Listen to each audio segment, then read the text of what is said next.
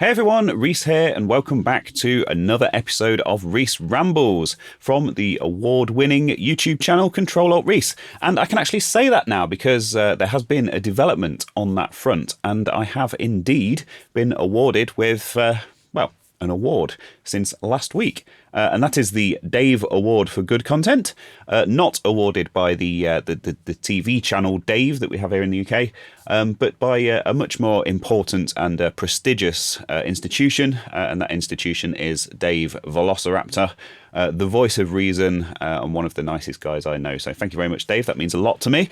And now I can officially put that award on my channel, and I suppose that award also extends to this thing as well. So there you go. In fact, I'm going to apply it to every aspect of my life, just because I can. So yes, that's that. I actually this Ramble's actually going out a bit late. It's going out a day late. And there's a very good reason for that. And the reason for that is because my wife also won an award, and you'll see how this is relevant very soon. So yeah, she was she won an award at work a few weeks back, and then last week she was given a promotion off the back of that award. It's a really fantastic company that she works for. They've been a customer of mine for for 10 years or so, and the job came up a couple of years ago, and she was unhappy in her job at the time. So I passed the details on to her. Admin, office, data-driven type job, and she's been there for a couple of years now. She's risen through the ranks rapidly. Thankfully, it is the kind of company that does recognise people, which is something I've always said from the beginning when she first applied, that even going in at a relatively low level, that there's lots of really good opportunities there. The IT manager that I report directly to, I do contract development work for them. He actually started on the production line, so it's a food production company. They have the production line there at the site that we work at, and he's in the, I think he's been there 20 odd years now. Started on the production line and is now group IT manager for the whole group of businesses. Quite a big group. It's the UK arm of a big European food production company. So there you go. And the reason that had a knock-on effect on the Ramble is because I recorded this on Saturday morning, but as it happens, because she'd had a promotion and stuff, I bought some fancy champagne, as you do, and we drank that on Friday night, and then we carried on drinking and drank a fair bit more. And then I recorded this on Saturday morning, and I listened to it back, and it wasn't it wasn't great, to be honest. So I thought I'd re-record it. Oh, and finally, just on the other award front, I mentioned in the previous episode, I think, that there was another podcast called Reese Rambles, Reese spelt R-E-E-S-E. And it was a lady who'd recorded 2 episodes back in July of last year. So I've also, once this is uploaded, now got the prestigious award of having beaten the other Reese Rambles as well, because I've made 3 episodes and she only made 2. So there you go. The invitation is still there, by the way, of other Reese Rambles. If you want to be a guest on the show, please do get in touch, and we'll sort something out. There's certainly no bad blood between us, even though I've beaten you by recording one more episode.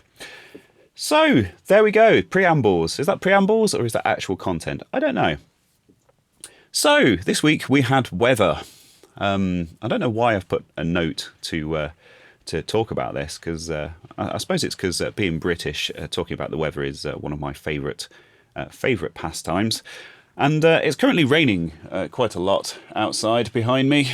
But last week we had snow. We had a lot of snow. And the reason I mention this is because in the weeks leading up to this, I don't know if iPhone users have this as well, but I certainly do on Android. If you swipe right on the desktop, you call it the desktop on a phone, the home screen. Swipe right on the home screen. You get news stories, all sorts of really terrible news stories from local newspapers all over the country, and tabloid newspapers, and it's like the ultimate lesson in just god awful clickbait.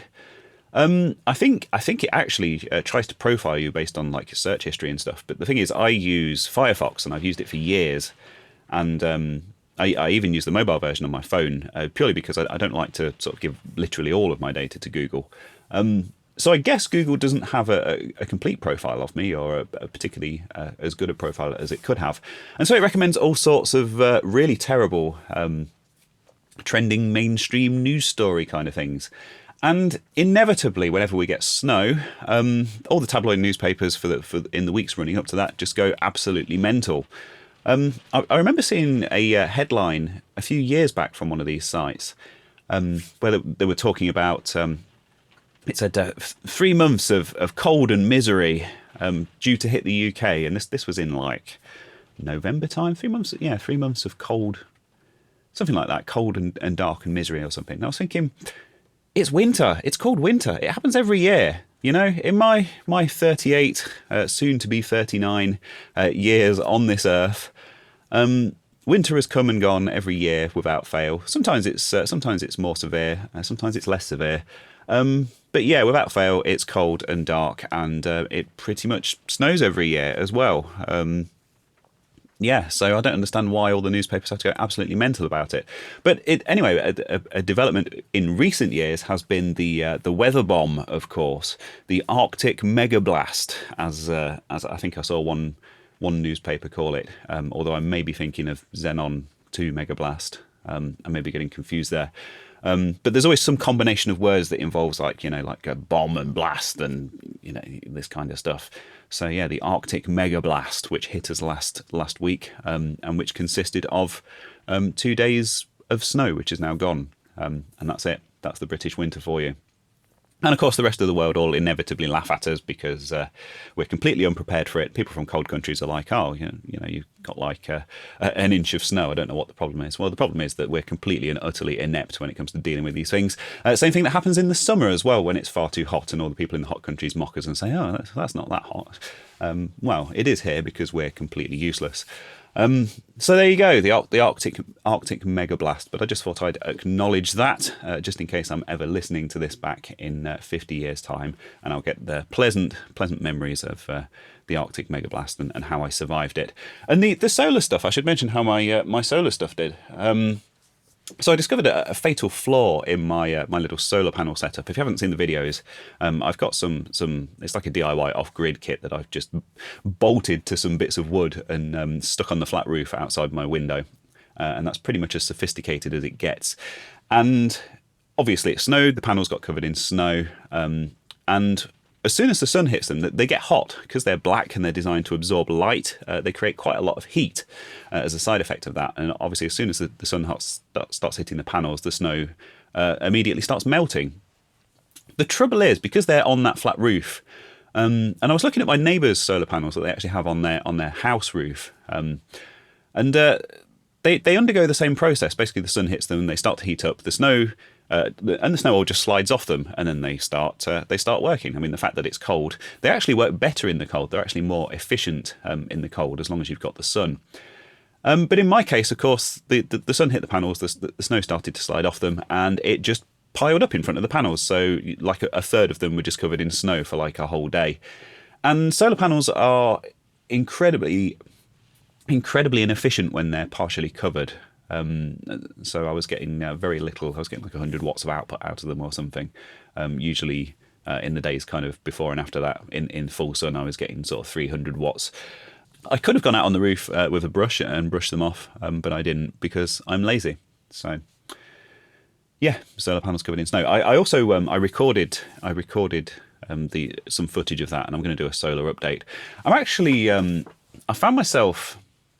This kind of leads me into something else that I wanted to talk about as well this week, about my channel and about the direction that I kind of want to take it in. So I released last week what I like to call one of my big documentary videos. So it's like a 25-minute long documentary. And this one was all about the history of Xbox Live Arcade, specifically the early history of Xbox Live Arcade. So people associate XBLA with the Xbox 360 because it was such a massive selling point of that console and kind of the USP of that console and kind of the killer app for that console. That's the phrase I was looking for. It's the killer app.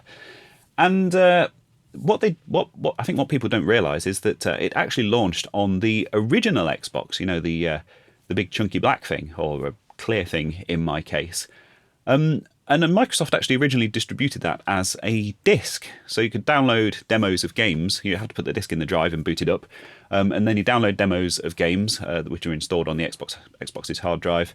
And then if you like them, you can stick your credit card details in and unlock them. And they were, much like the Xbox 360's Xbox Live Arcade, they were kind of smaller offerings, ports of old arcade games and kind of smaller indie games and that kind of stuff. Puzzle games and that kind of thing. A few weeks ago, I did the HDMI mod. I say a few weeks ago, I think it was months ago now. I did the HDMI mod on my original Xbox, and that video was actually quite popular. And I thought, as a follow-up, I'll go through some I'll go through some games and see, because I've had this Xbox from new, and just see if there's anything that I kind of missed back in the day, or anything kind of a bit weird or obscure that maybe I could make like a follow-up video on. So I downloaded a big torrent of all of the original Xbox games. I do collect them. I do have the physical games, and I do have obviously all of the ones I owned back in the day. But yeah, I downloaded this big torrent, and in it was the original Xbox Live Arcade, and I was like, that's fascinating. And there's also there's a service called Insignia, which tries to recreate the original Xbox Live servers, because obviously they were taken offline. I think it was like 2010 they were taken offline. Obviously an internal Microsoft thing, completely undocumented.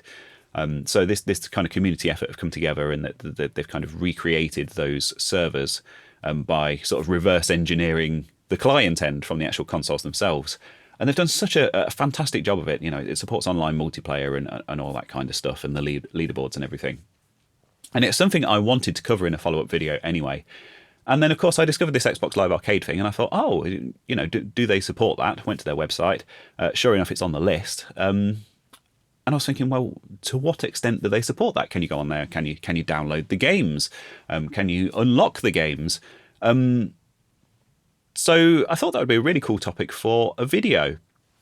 And I ended up going down this massive rabbit hole, and essentially I installed every single original Xbox Live Arcade game, gave them a very brief review for each one. I also talked about the story of how that service came to be and how it was originally announced. I found the original announcement video. So I obviously showed some relevant clips from that, and sort of tied it all in together and into the story of how it led into the Xbox 360. And I hadn't come across a video from anyone that had kind of covered it at all, really, let alone in that kind of insane level of detail. MVG did do a video about XBLA a couple of years ago, I think, or maybe a year ago, where he very briefly touched on some of the very early history. And obviously he was there at the time, and he was involved with development on the original Xbox, so he's quite a good authority on it. And the couple of little tidbits of information that he let out before he went into the main topic of his video was kind of the starting point of the research for my own video. So it's kind of almost like a prequel to his, I guess. Probably something that he was going to cover at some point anyway, but. Yeah, so I ended up really getting sucked into that, putting a huge amount of work into it and releasing it last week. And it didn't do very well. And I was quite down about it for the first couple of days. I think because the previous Xbox video had done quite well, I just kind of assumed that this one would too. But I guess people were interested in that one specifically because it was very technical, and obviously it had soldering and software stuff and all that kind of thing. Whereas this was more kind of telling a story and reviewing some games and that kind of stuff. So probably a little bit off topic for my core audience, which is a shame. But I've had some time to think about it, and well. Like I said, no one else has kind of covered it in this level of detail. I apologise if someone out there has, and I've just missed it, by the way. This isn't supposed to be some kind of personal slight against you or whatever. But yeah, the fact that it's out there and it's kind of the standard of quality that I wanted and that I was aiming for, I think is a good thing. And I think longer term, it should be okay. It's one of those kind of evergreen videos. The trouble is, off the back of like the solar videos and all that kind of stuff, YouTube has this horrible habit. It's like I've seen it compared to a Skinner box, if you know about the sort of the famous psychological experiments on rats. where basically there's a box and you get the rats, and the rats pull the levers. The box has got levers on it. They pull the levers, and sometimes a treat will pop out, and sometimes it won't. And you can condition the rats to pull the levers, obviously because they expect a reward. And I've seen YouTube compared to this because, yeah, essentially what we're doing by uploading videos every week or every fortnight or whatever is that we're pulling the levers, and very occasionally YouTube will dispense a reward in the form of a viral video or a load more views than we're used to, a big jump in subscribers, and then we release the next one, we pull that lever again, and nothing comes out, and it can be depressing. But we shouldn't look at it that way. This is one of the other reasons I wanted to sort of re-record this episode as well, because I was still feeling quite down about it when I recorded the last one, and obviously being sort of tired and hungover and stuff as well, it didn't come across quite the right way. But so there we go, onwards and upwards. So if you haven't seen that video, but you have zero interest whatsoever in the original Xbox, it is a good video, I promise. It's a good story. It's put together in an entertaining way, and you'll get to see some cool sort of indie and retro games as well, which if that's what you're interested in. And a few of those games actually haven't been seen since on any other system. A few of them did make their way onto the 360. And there's also a bit of a mystery in there, in the form of some games that were announced but then just seemed to completely fall off the radar, including a collection of classics from Atari, of all people, which of course ties in quite nicely to my usual content. So yeah, but what kind of led me into this? What kind of led me into this topic was the solar videos, of course, coming back round full circle, and I've been thinking. I've had thoughts about the solar videos. I think I don't know if they're a distraction. I think when I first set up that solar project, I wanted to learn how it all worked, basically. I'd been watching some videos about people who kind of rescue junk from junkyards and stuff and kind of refurbish it and get it working again. And there was one channel that kind of led me towards, and it was a guy who was refurbishing old lithium batteries. Obviously, lithium batteries are made up of lots and lots of tiny individual cells. And if one cell fails, basically the whole battery fails.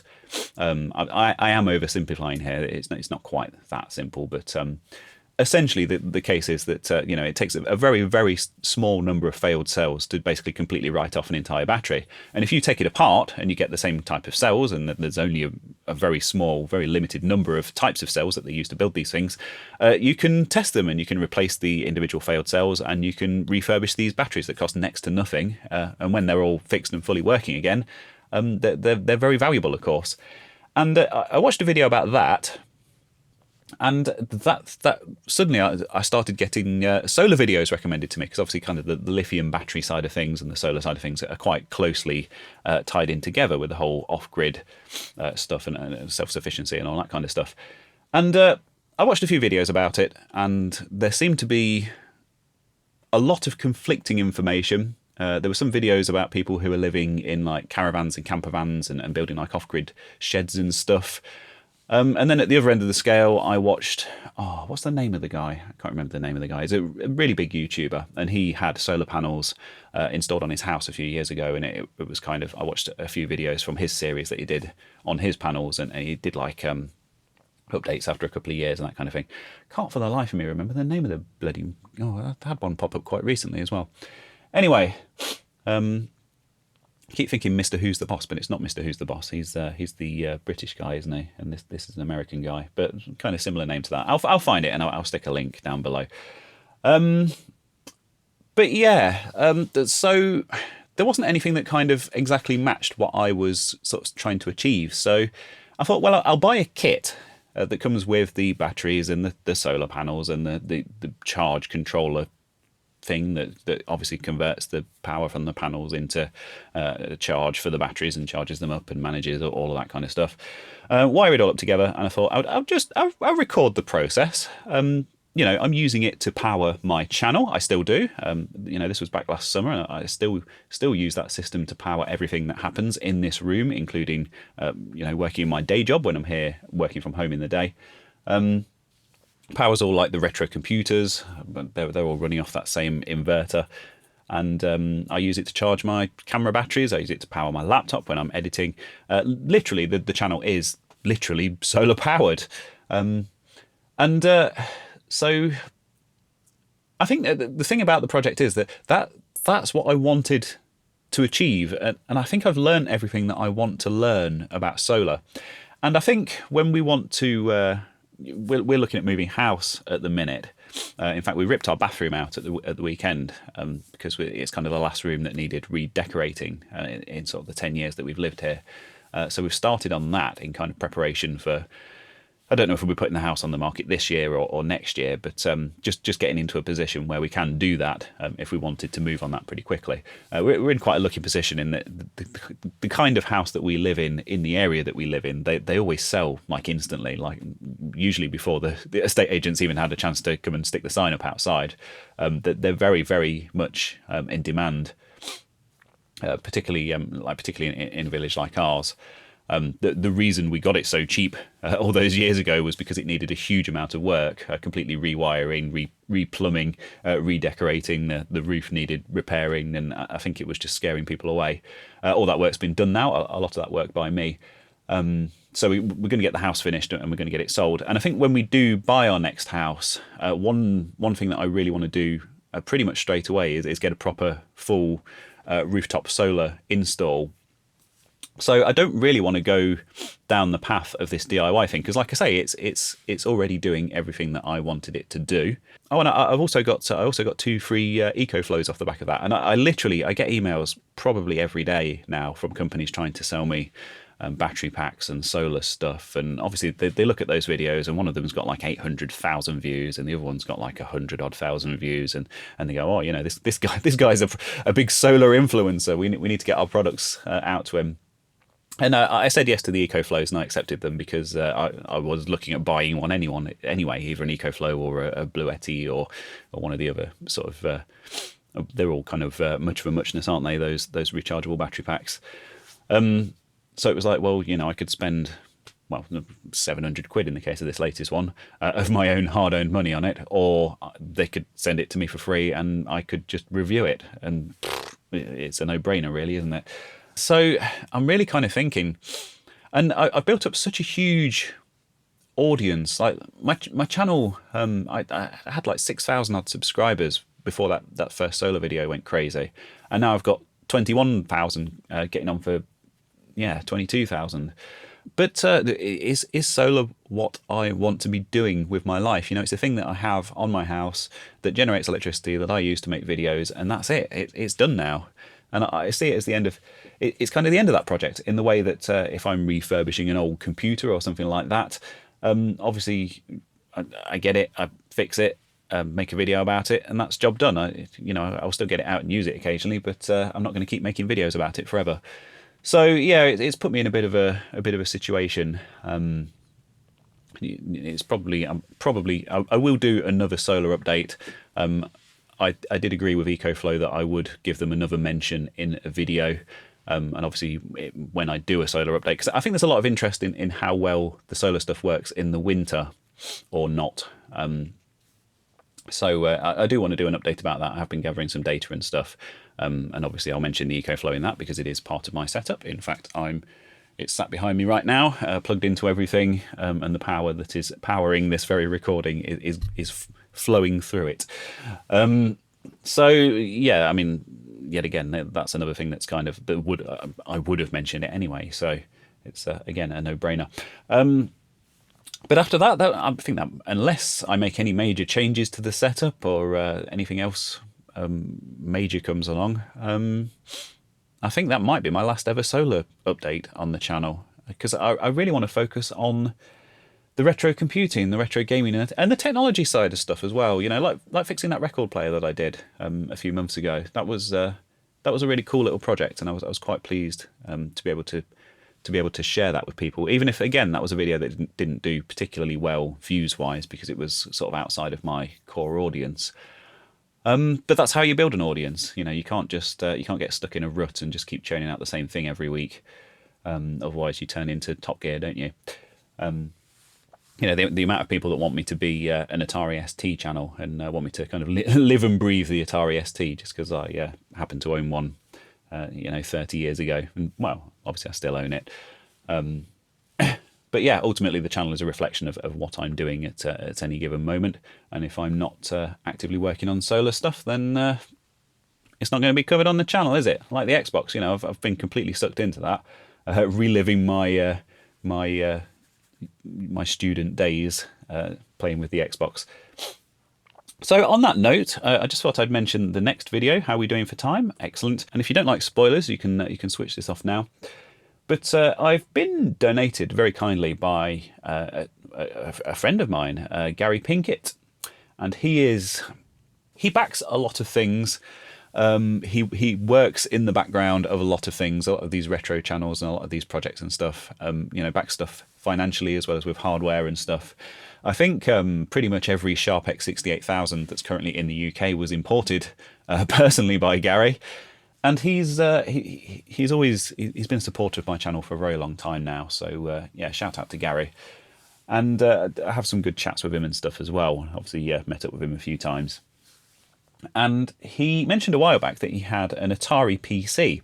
So back in the late 80s, obviously, of course, 1985, Atari released the ST, which was a Motorola 68000 based home computer, low cost, graphical user interface, all that kind of stuff.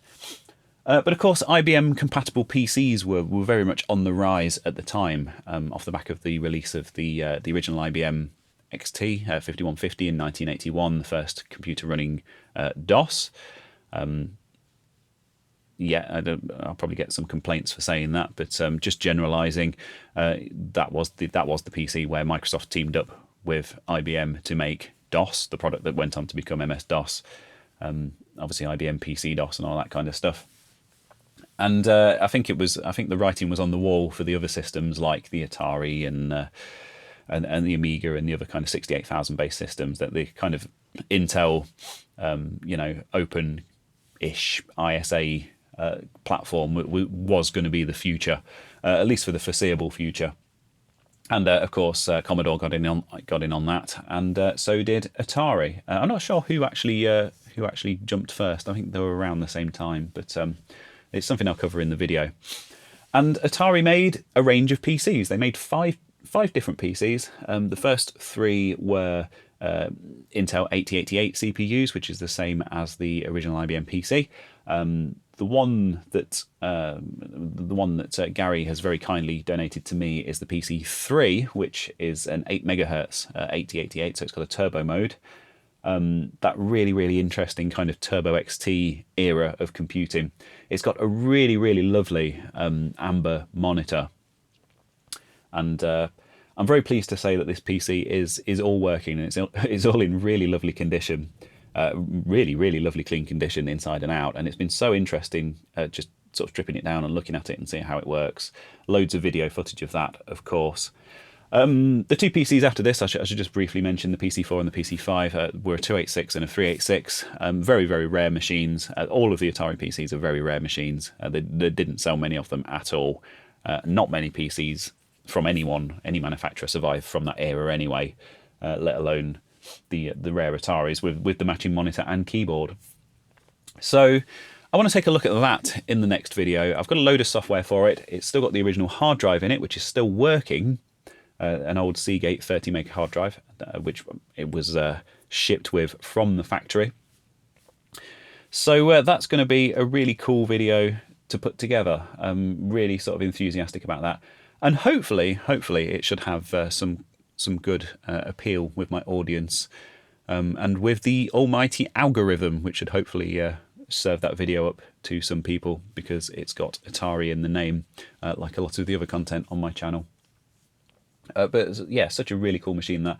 And I'll be looking for some feedback from people on that as well, just whether I should keep it sort of completely original, or I think even though it natively has an EGA graphics chipset and can do proper EGA, obviously I've got to keep the amber monitor, and I've got to keep it as a monochrome system for like text adventures and that kind of stuff. I think is the only is kind of the logical choice, the logical path to go down with this particular machine. But anyway, yes, they're the spoilers for the upcoming videos. So got a solar update coming, might be the last one ever because I'm sick of solar stuff, and an Atari PC update, and just a whether I do it as a quick look at the machine or whether I do it as a kind of in-depth documentary. I'm going to start scripting that and see which way it goes, just how much information I can dig up. I think people like the history side of stuff, but obviously they also like looking at things that they haven't seen before, and this is very much a thing that most people haven't seen before. So yeah, I'm enthusiastic about all of that stuff. But as for today, it's still very early in the morning. I've still got lots of work to do, so unfortunately I've got to do the day job today. I know. If you'd rather I spent all of my time on YouTube videos, then go and watch them. That's probably the best way to encourage me, and maybe give me money. But yeah, no. Seriously, no. Anyway. So that's it. I'm now officially an e-beggar. So yeah, that's all entirely my fault. Thank you very much for listening. And sorry that the update was a bit late, but I hope you understand that I was hungover because I was getting drunk with the wife and watching old Glastonbury videos until 1 o'clock in the morning, as you do. So, bye.